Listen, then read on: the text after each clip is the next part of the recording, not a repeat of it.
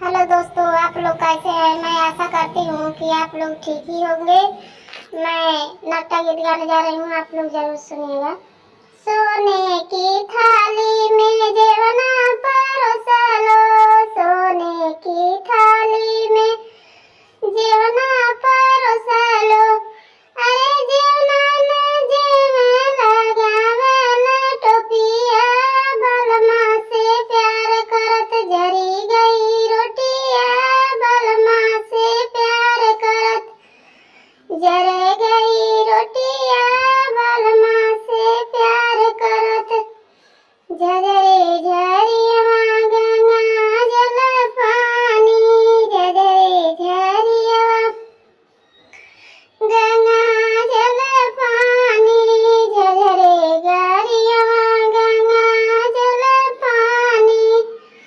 अरे पनिया न पिए लगावे टोपिया, बलमा से प्यार करत जरी गई रोटिया, बलमा से प्यार करत जरे गई रोटिया, बलमा से प्यार करत जरे गई रोटिया, बलमा से प्यार करत।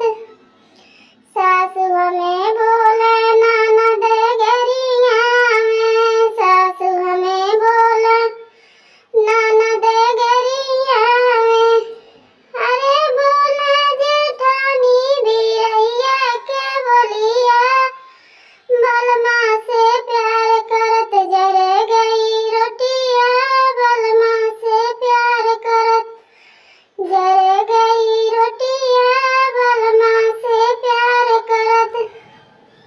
लवंग इलायची के बिरवा जोरवा लो, लवंग इलायची के बिरवा जोरवा लो।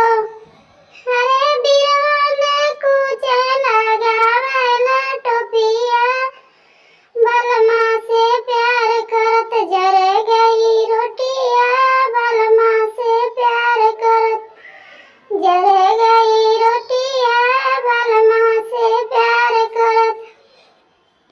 सासु मोरे बोले ननदी गरिया में, सासु मोरे बोले ननदी गरिया में।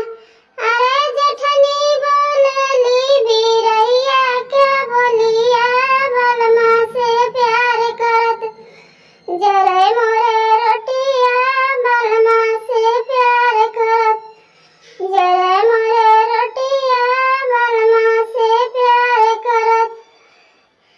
फुलवा हजारे के सेज लगवलो, फुलवा हजारे के सेज लगवलो।